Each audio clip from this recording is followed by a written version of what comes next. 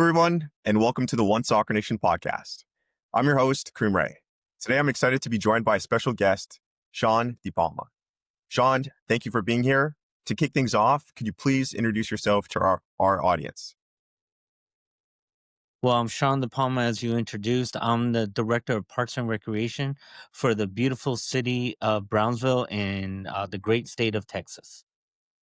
Really appreciate you taking the time, Sean. I know you're a super, very busy man. Just to share some context quickly before we dive into the questions, to share some context with our audience in regards to how we connected was back a few weeks ago down in Spokane, Washington at USL's Expansion Summit. And long story short, on the second day, we broke into an investor roundtable, I'd say about 30 of us. And we were towards the end. So it started over here and it came around to us. And everyone was sharing the obstacles that some groups were facing in their markets. And long story short, I was sitting beside near you guys.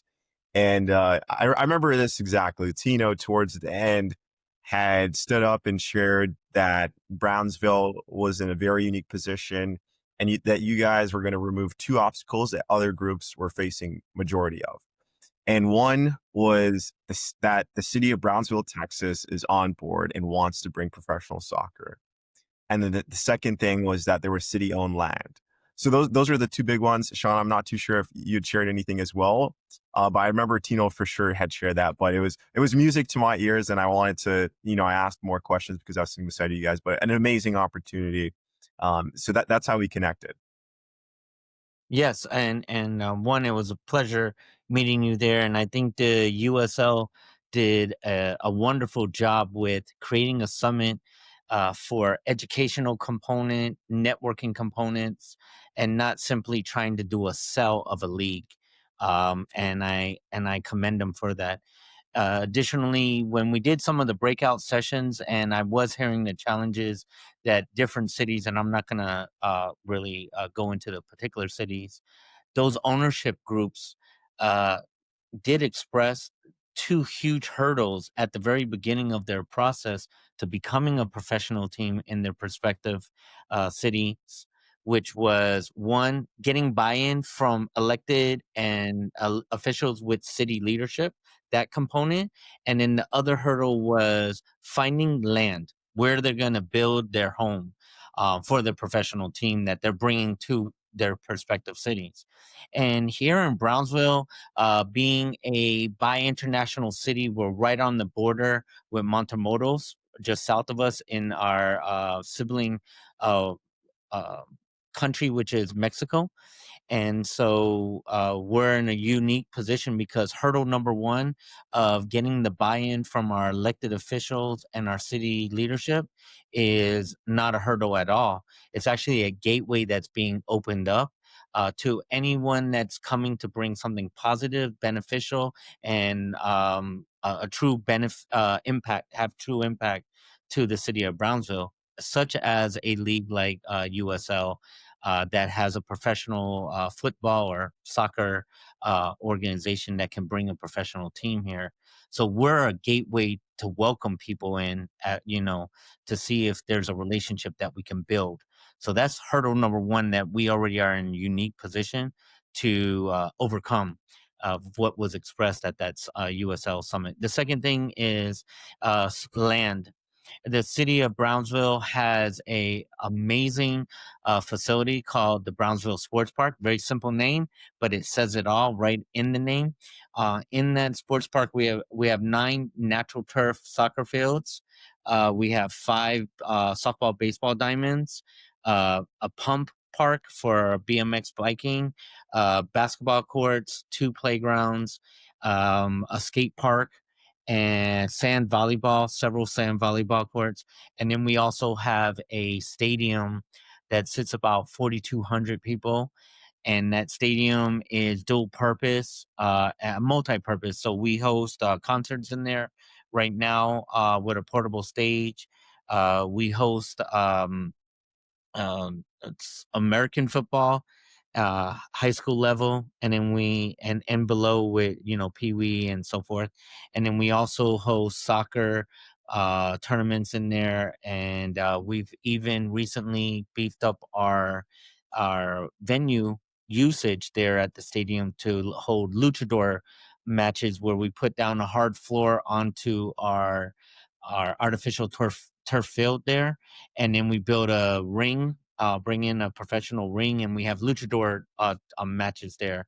So it's becoming a hub for not only a sport such as football and soccer, but a hub for the community and for the region to come and enjoy entertainment right there on that in that footprint.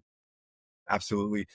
Why would you say now is the right time for Brownsville to launch a U.S. men's and women's franchise? Well, Brownsville is, I timing is everything. Timing is everything in a human being's life, in the social interaction of your career and your personal life.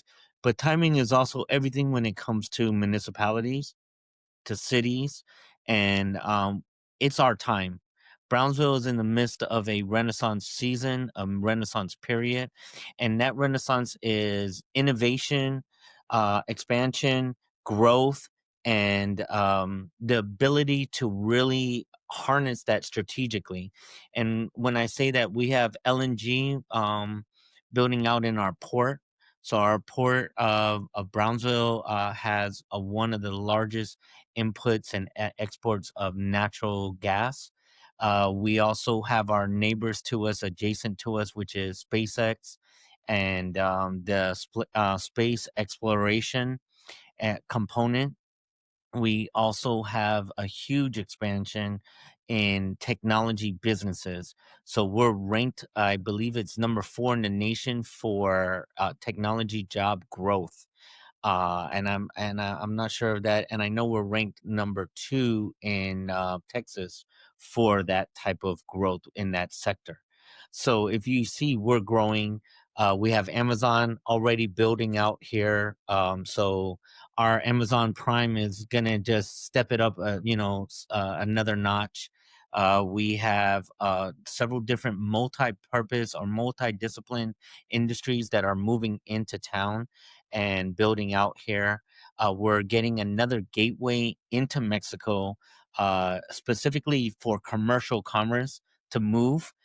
So that just shows what kind viability we have here in Brownsville when it comes to growth economically, the job market, and we have several housing projects going on to build out our density to house people. And I'm talking about multifamily homes, single family homes, rental residents, as well as you know um, multi-purpose, like mixed usage residential areas. We have new hotels being built right now. We just had a beautiful Fairfield completed last year, so we are primed with that type of growth.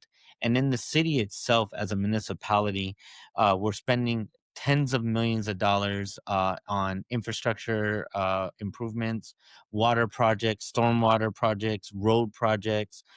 My department alone in the parks in inventory, we're spending over $6.3 million this year alone, and projected to spend over $3 million each year for the next decade in building up our inventory, refreshing it, and expanding it so it's more capable of the growth that we're having.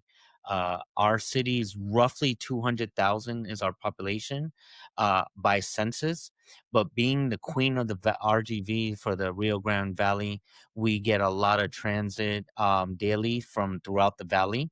In addition to that, being adjacent to Mexico, we actually tap into over a million people in the southern population that come across the border on a daily basis doing retail business, getting education, medical services. So we're really a hub beyond that, well beyond that 200,000 population.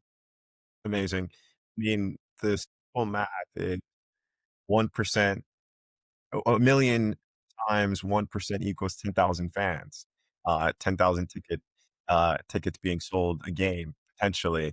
Those are the simple numbers that an investor had told me one time. He said, "Go based off the market, look at the numbers, and do it by 1%, and that's your potential fan base right there." So Gotcha. those are great numbers to be working with. Especially, I think the location of Brownsville is so unique because it's close to Mexico, that in and out influx.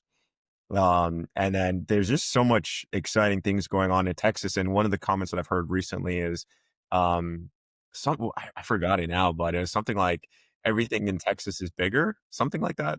I'm not too sure if you've heard that one before. Yeah, everything is I'm a Floridian, just so you know. I come from Miami, Florida. I've been here almost a year and a half, but I will say this. Everything in Texas is not only bigger, but the delivery of culture is more impactful. Here in Brownsville, they have a unique culture that I'm falling in love with, and it's very family based, community based. So when you come to Brownsville, you have a hometown hug or feeling when you're here in the city. But we're a big city. We have the major stores, Sam's, and the movie theaters, and Target, and so forth. We have plenty of those going on, but we also have unique spots to go and reconnect with nature. We have historical value in our battlefields. We're the second most historical city in Texas, next to the Alamo, and San Antonio and the Alamo. And it really is a very unique place to be, and it is definitely bigger. Our heart's bigger here in Texas and in Brownsville, and we do things much larger. Instead of just working with as an example, working with a internet company to bring better internet into our city, we went ahead and bought into a 5G network company, and we're laying our own infrastructure. So we're going to be owners. We are owners of our 5G, part owners of our 5G and our technology, with our smart city components. I have parks now that are already three of them, that have AI cameras in there. So police, those cameras will identify if someone has an object that could be bulky and maybe a handgun, if someone raises a voice because they're agitated and it could become a conflict, or they simply are trying to get into their car and that behavior is very distinct, that it's going to communicate so the police can come and assist our citizens and our guests. So that technology is running through our city, and it's on the move. So something like that, if you think about it, is an innovative mindset, but at the same time, it makes us be a big city where we're going to compete smart city wise to the Londons and the New Yorks. We're not dealing with Houston and Austin as an example. Understood. Mm, you know, Speaking here personally, I always hear people going out to Miami. I never heard anyone say, "Hey, I'm gonna go visit Brownsville, Texas." So I'm in so I'm interested, and hopefully soon I'm gonna come down and take a visit down there. But I'm interested to know, as you formerly lived in Miami, if you'd like to share, I'm just curious, how did the opportunity come from Miami to head down to Brownsville, Texas, and why did you take the opportunity? So I've actually worked in Atlanta region and Miami, so two major U.S. city markets. Um, I will say this: it was more, in my opinion, destiny. Someone mentioned that there's a position here when I was taking a road trip through I-10, which is straight through the cut of middle of Texas to go to Tucson, Arizona, to visit my brother and his family. And then directly after that, someone in the city here connected with me on LinkedIn, and so having these two random points of contact directing me here, I said, let me stop in. And I'm on a road trip. Let me stop in. And just stopping in and visiting the city and seeing the beach and seeing the battlefield and some of the natural resources, interacting with the people here. It's very hard to not fall in love with Brownsville and the culture that is down here, which is very welcoming, family and community wise. So, and then growing up in Miami, Miami is a very beautiful city. Dade County is an amazing county, but it is very congested. People get kind of caught up in their personal lives, and they, at times, by my opinion, project a more self focus mentality and material mentality. If you know, um, Fort Lauderdale, which is in the Miami region, and very close by, is the yacht capital of the world, not the boat capital. You have the highest focused of exotic cars in Miami-Dade County than anywhere else on the planet. So those type of things are little data points that, for me, I felt the result of that, which is a society on average, and again, my opinion, that has a materialistic mindset. Um, so for me, Brownsville, the fact that two different people randomly within a 3-week period directed me to a position here once I started interacting with the city leadership, and they were pursuing me to come here. That was obviously warming to my heart and my soul that I visit the place. It was beautiful. And then the leadership wants me to come there and be on their team. So I was very welcomed here, and it's just been great so far. So I'm very happy about it. Thank you for sharing. No, that's amazing.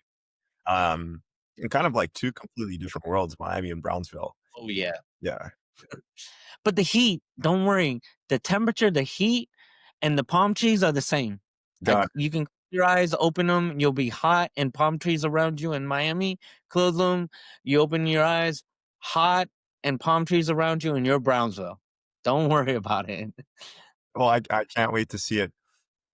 Sean, you mentioned in regards to the purchase of the the 5G Wi-Fi and Mhm. um sorry, ownership into that instead of just Yes. purchasing it. What's like that sounds like Brownsville, the city leadership is very strategic and approaches things differently. What would you say is unique about the city and the approach that you guys have towards things that you guys are doing into the city? You've mentioned a few already, but if you could share something that you haven't shared, that'd be good to know and just learn a bit more about the city because it sounds like there's very unique strategic approach that the city takes to things. Yeah. So, thank you for that question. The city of Brownsville, we live, breathe, and practice on a daily basis a model that we have, which is one city. And we don't just claim it. We don't claim unity and not actually execute that in a daily practice. We do that. And our one city model that we live and breathe is, it's not only my sibling departments that we work together, we try to do complete projects together, and we remove silos and barriers amongst each other, but we incorporate our community partners. So the one city movement is, if we're going to build something, we're going to activate something, if we're going to do a movement citywide, we find all our partners and we get together and do it. As an example of, and I'll give you a small, brief example. We have an amazing, world renowned zoo, the Gladys Porter Zoo, which is been around for several decades. It was known as a zoo that did rehab work with animals and did the research so that other zoos can be able to take that research and put it into practice in their zoos for rehabs on certain animals and species. Um, our zoo is accredited, nationally accredited. There's only 200 in the nation, roughly 200. And the accreditation committee said, hey, you have to expand your footprint. And they're in the downtown area. So they're almost landlocked. They are landlocked. You have to expand your footprint to keep your accreditation and to keep certain species and animals that you have now, because the standard is a wider spacing and so forth. So our city got together as one city. So the city of Brownsville worked with our school board. They had a school right across the street that was used for vocational instruction, and it's adjacent to one of our bigger parks and wedged between another project that we're building a community cannery where we're going to house a commercial kitchen and our a farmers market. So we're all kind of pushed together right here, which is great positioning for visitors and citizens. So the city put up the money to pay fair market value for the school property to allow a partnership with the zoo to expand while working with the school board to leverage that money that they're selling to buy another piece of property and then build a new vocational school. And I know that doesn't sound, as I tell people, hey, the zoo, the city, and the school board work together, and that's it. No, there was a lot of complex uh, legal utensils that had to be applied to that. There's the public that do they want the expansion? What would it look like? How does it impact our park system? How does it impact the traffic and where the residential is right next door? So we had to get the buy-in of the community. Then what is the facility going to look like for the school? Who's going to help finance that? What financial institutions? Where can they leverage the city's effort, the zoo efforts, the school board's capacity? And all of that had to be navigated together. And the only way to even start that type of movement to be successful is having a unified mentality, a unified culture that we all work together, which is the one city culture.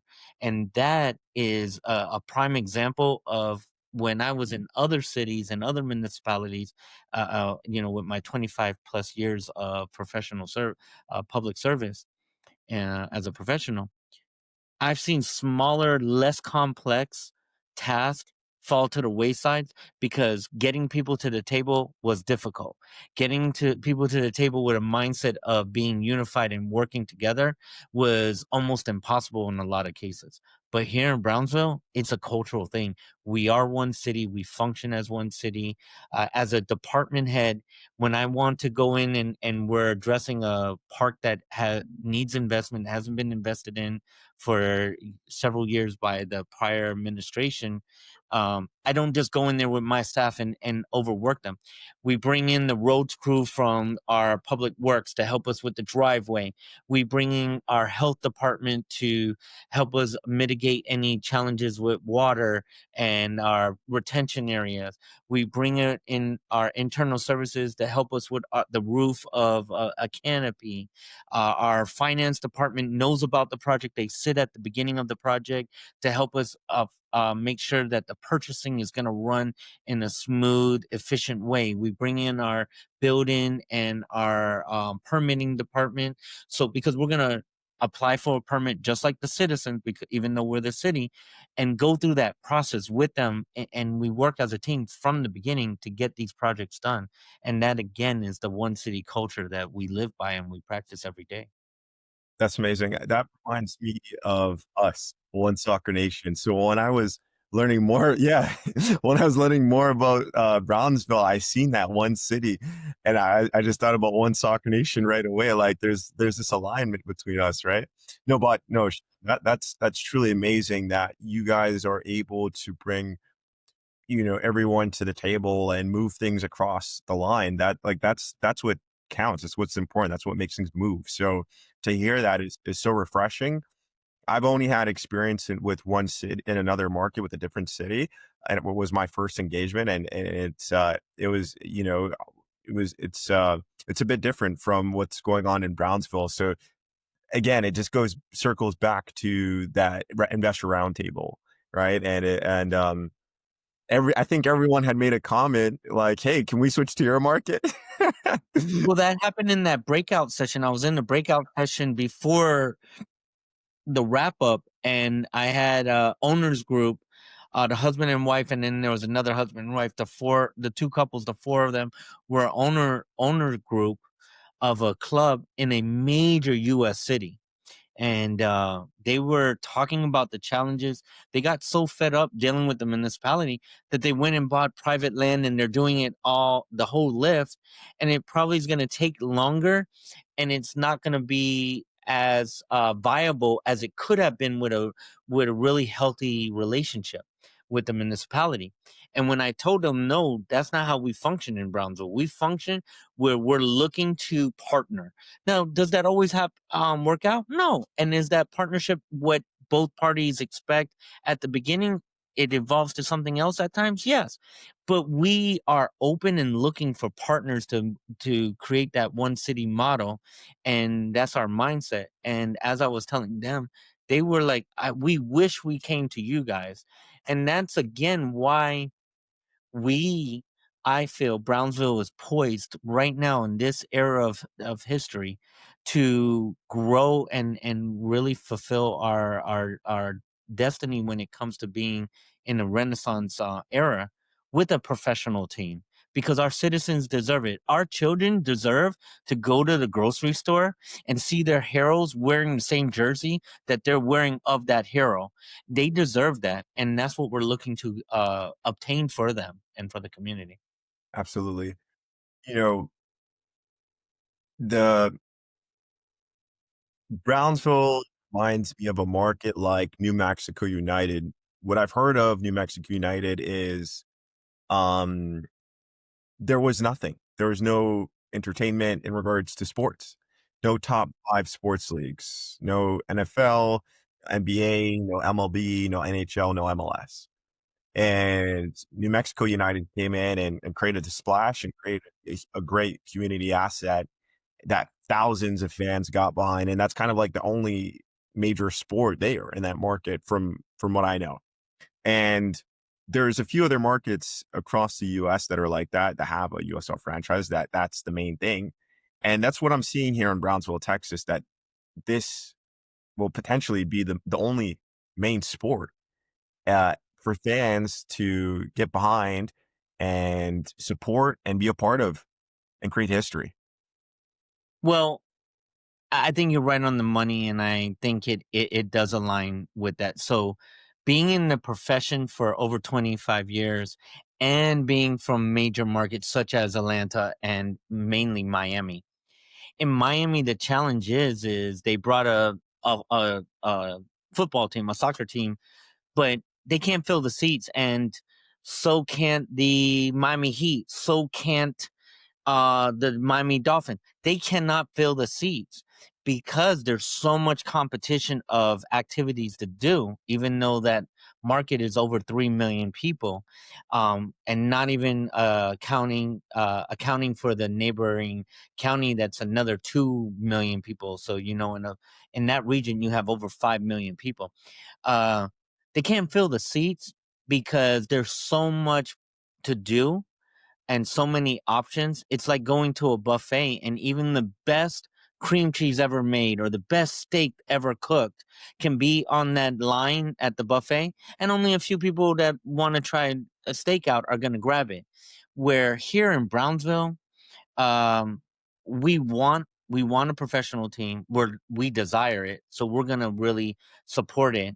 And then in addition to that, soccer here, listen to what I'm saying. Soccer here in Brownsville, both youth and adult, are number one.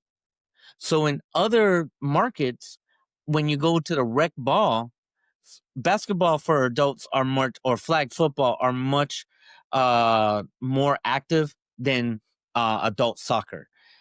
Even adult youth soccer is always competing with youth football and then other youth sports. Do you see? Here in Brownsville, we don't have that challenge. We play football, I mean soccer, football. We play soccer, we watch soccer, and we breed soccer when it comes to both the youth and the adult. And so I think again, we're primed for the opportunity. Those are key ingredients to a successful club, is having grassroots and adults, because conversation right now of what I've heard across the US, competing with other sports, um, is that the U.S. soccer is the fastest growing sport from For grassroots youth. for youth.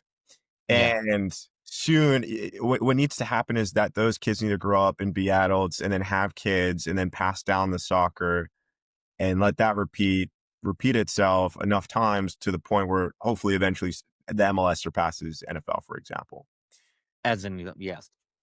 Number wise. So, and I recently had a few weeks ago Justin Papadakis from USL on the podcast, and he had shared that before a couple years back, that most of the people that ran the city in different cities were baseball people.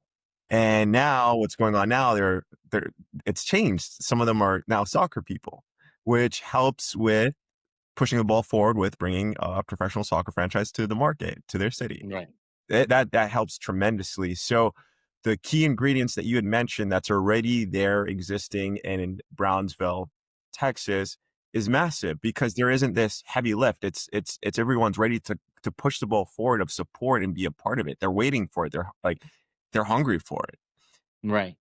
With saying that, um, is there any other sports that compares to soccer, or is like soccer far past so important and um, played all around that's like the main sport, or is there a sport that's close or Well, for youth, our high schools, and we have quite a few high schools here in Brownsville.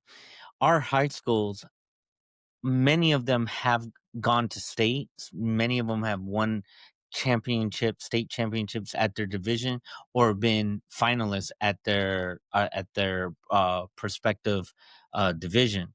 So football is up there.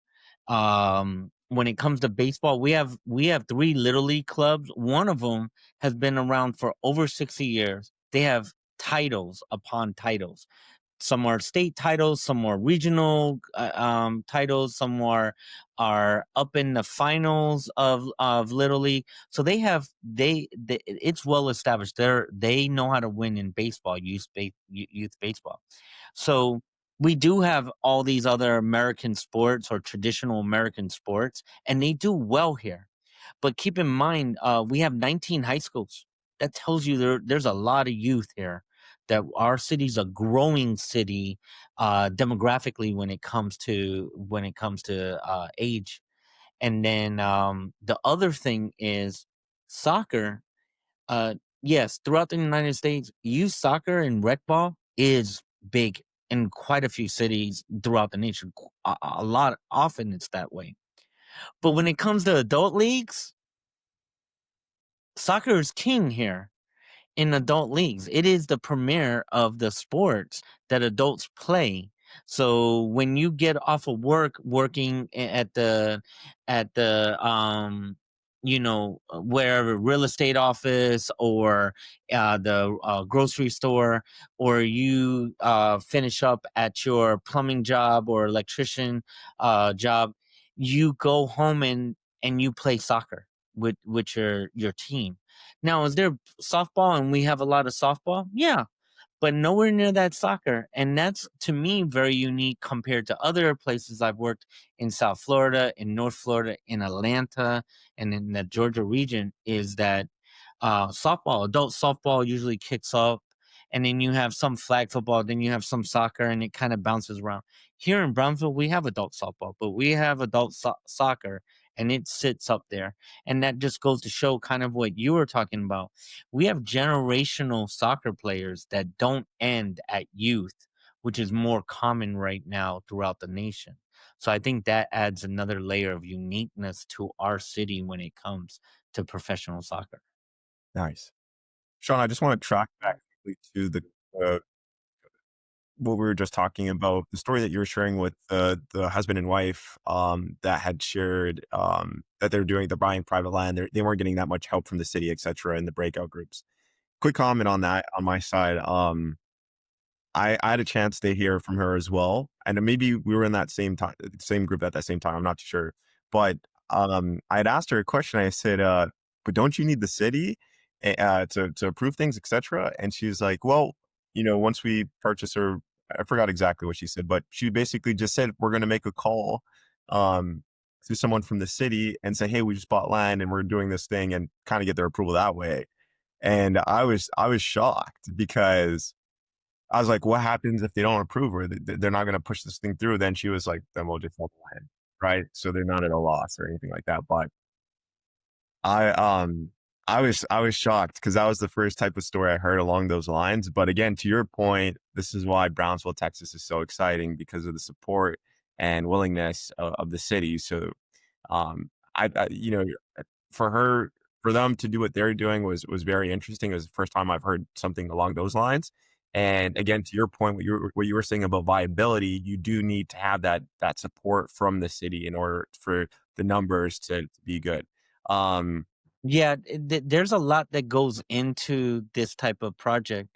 Um, you're talking about just roadways, egress, and moving people from a location to major highway arteries so that they can then disseminate or come in to attend these type of games or or visit these venues.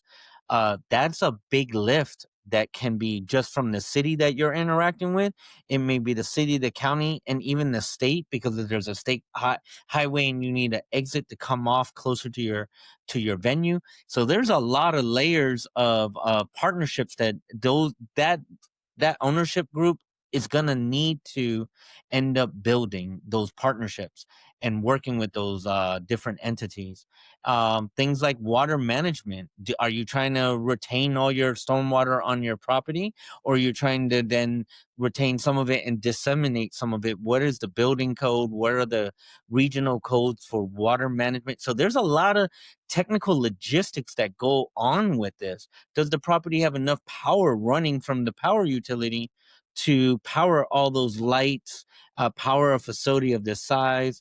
And if not, how does it get there? Are if you didn't involve that partnership, are they going to help you with that, or are you paying out your pocket? And that could be millions and millions of dollars in infrastructure, and the process to go through getting that approved, and the geotech and all the engineering.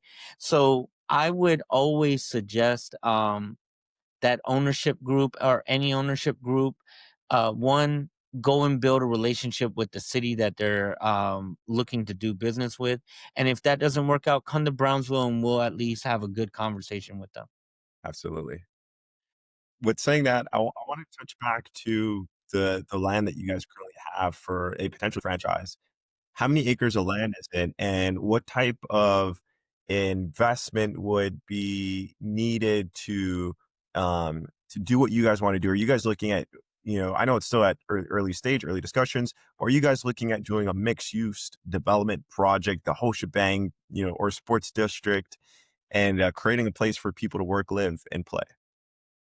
Well, the truth of the matter is we have a sports park. It's over 118 acres, roughly. It's not completely built out. It does have infrastructure when what we were just talking about. So it has water capacity, it has electric capacity, it has infrastructure, it has two major arteries close by, and then we have the routes, two different routes to get to our location, our venue.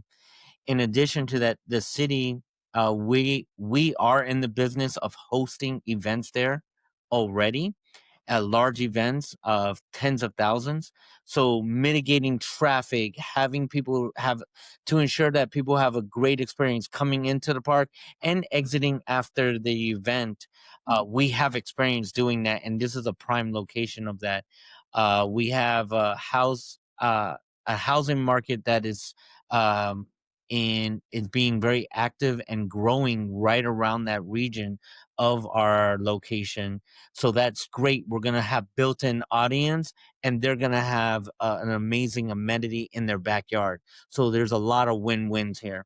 That being said, for our property, it would only behoove us to really focus in on the most use and the biggest benefit to whoever we partner with, and our citizens and our constituents when it comes to the city of Brownsville. So we're definitely looking to see what the best use is going to be. If I was just to guess myself, I would say mixed use is what's desired. As you know, it's trending throughout the country. We've surpassed the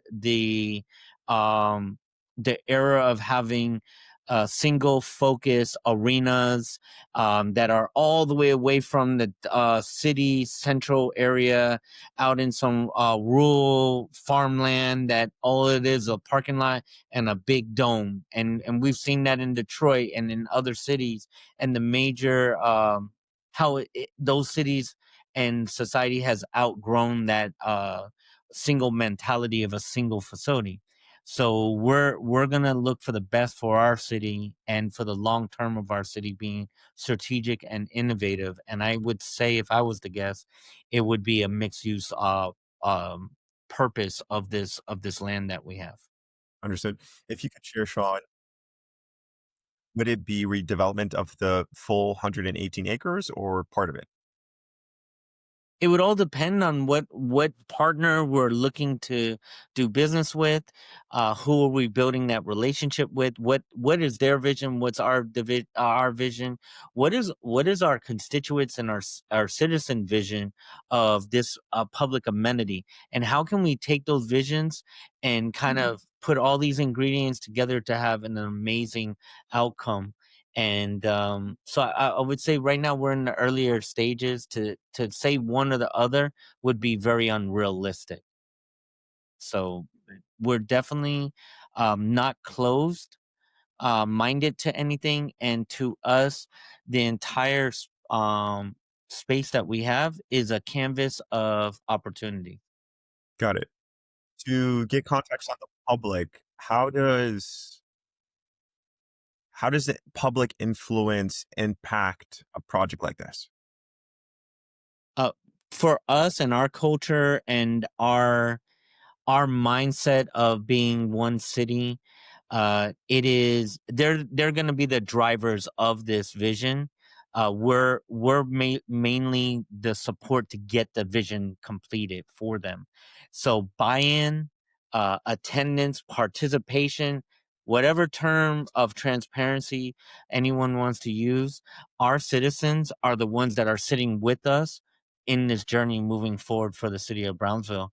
And that we're bringing them to the table, and we're going to continue to bring them to the table as we move forward in whatever process that we're going to engage in, and they're going to be with us the entire time. Amazing. As director, you've worked on securing resources, upgrading facilities, and attracting major events. How will municipal support, both financial and operational, continue as your project develops? Well, as we move forward in the process and we see what does Brownsville need to bring to the table to be a great partner to whoever we're partnering with, in this relationship, and make this relationship viable.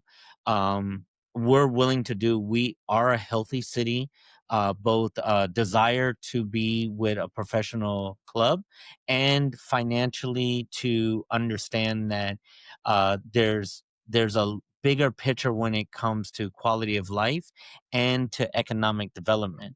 And so as we navigate through that relationship, there's areas that we need to make consensus. There's areas that we need to be really strategic and slow down, speed up, to make sure that this mixture is the right mixture for us.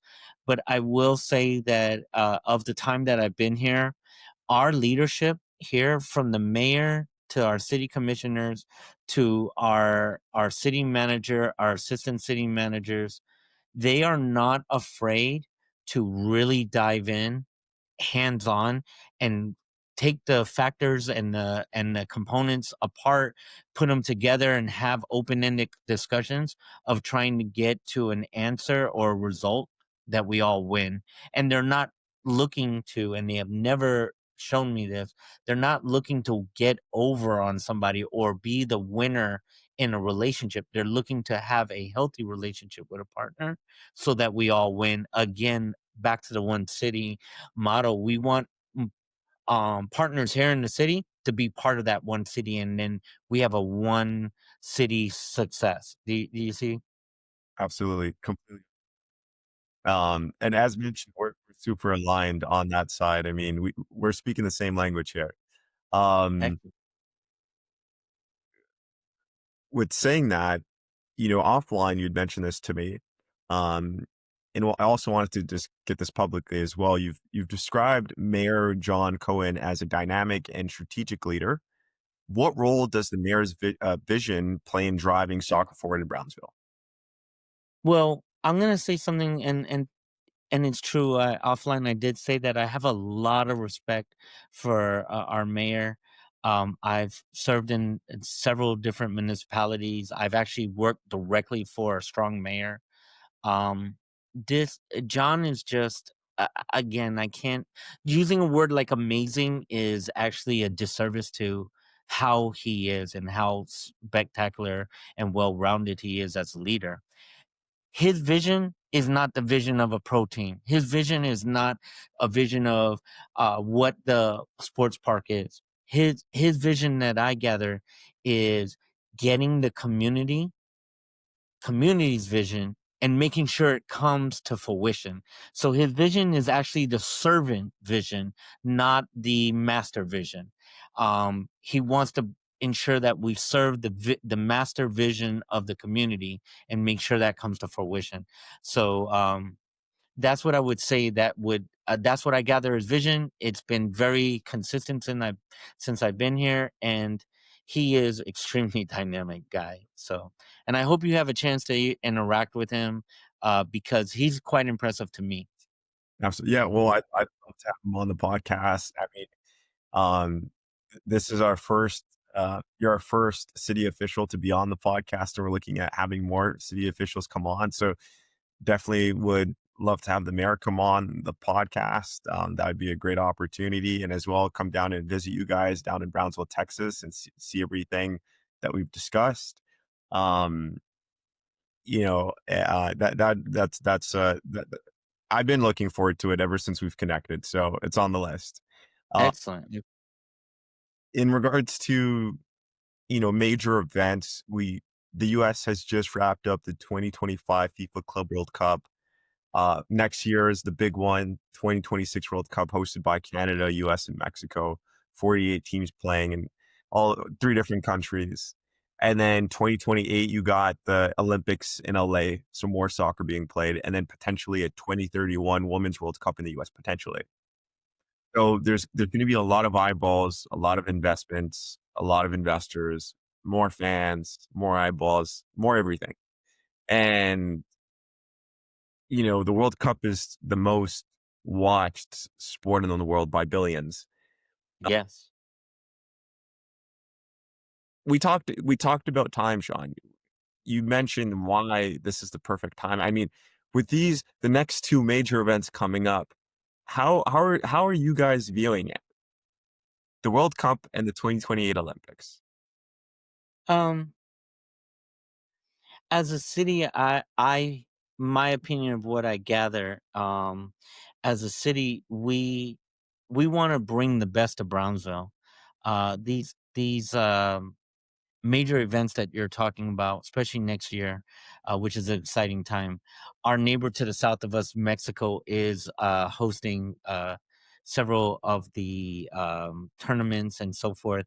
One thing that we'll do here is host some watch parties in our stadium to highlight the bigger games, especially in U.S. against Mexico game and things of that nature. But what eventually and ultimately what we're looking to accomplish is to ensure that the quality of life here includes international and national stage and international stage of these type of events. Yes, in the future, at some point, would Brownsville be a prime spot for hosting a major event like that? Yeah, we're growing into that. LA didn't start the size that it is. Atlanta didn't start the size that it is, and we're in a different stage than they are currently. Those major cities, but we are primed to grow to that capacity. And we also have the leadership that has the vision that it may not be today, but it will be one day. And we'll be able to host things of that nature. But soccer lives strong here. And next year, the amount of our restaurants and our high schools and our elementary schools and our community, especially the Parks and Rec department, is going to be engaged with that here in our hometown is going to be I want to say world class, and you'll be able to see it and feel it when you come to our matches, our local matches, when you come to our watch parties, when you go into our restaurants and they have the games on. You're going to see that, and you'll see it when you go into our grocery store, the not only the children but the adults. And you'll catch that here. A lot of families as a whole will have their jerseys on their prospective team. And guess what? There's a lot of houses divided here in Brownsville Mhm. as far as football team, soccer teams, because they'll have multitude of jerseys on. I met a young man the other day. He's 11, and Peru he's not even from Peru. He's here, born and raised in Brownsville, but Peru's his favorite team, while his family have other teams that they prefer. So it's a great environment. Next year's going to be a step up when it comes to celebrating the game of soccer. Very exciting. Last two questions from my side.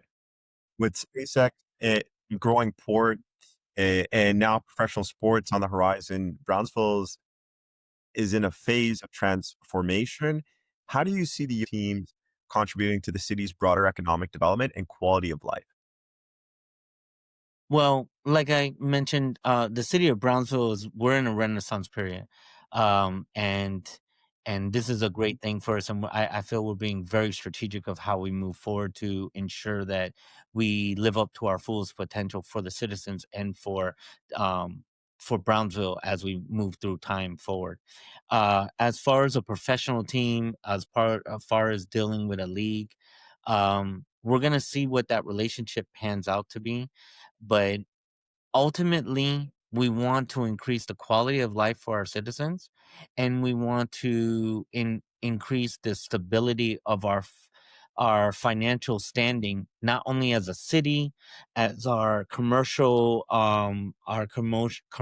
partners, but as our residents. A higher a rate of pay, annual revenue, salary. I mean, a stronger, viable banking system, a robust tax base that will fund future endeavors of our school boards and our infrastructure.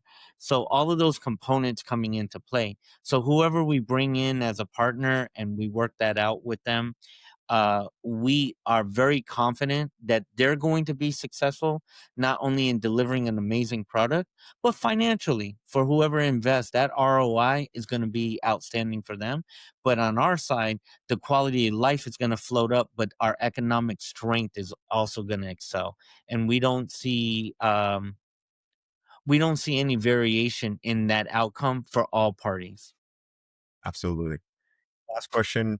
Looking 5 to 10 years ahead, what success look like for Brownsville project, both on and off the field?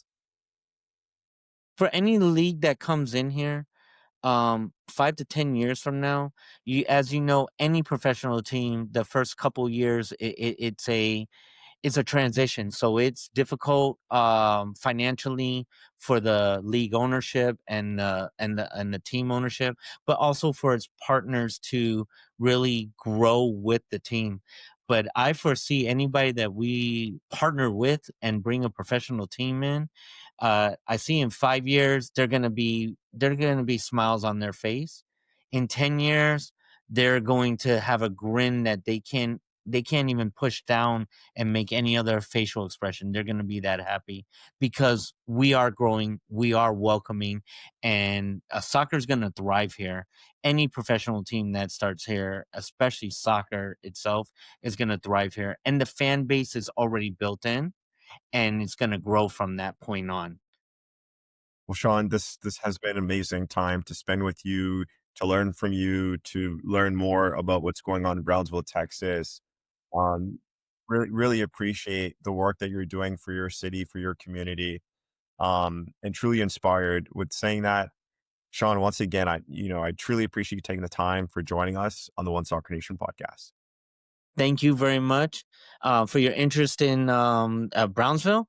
And thank you very much for giving me the opportunity to communicate and talk with you today and visit with you. So appreciate it.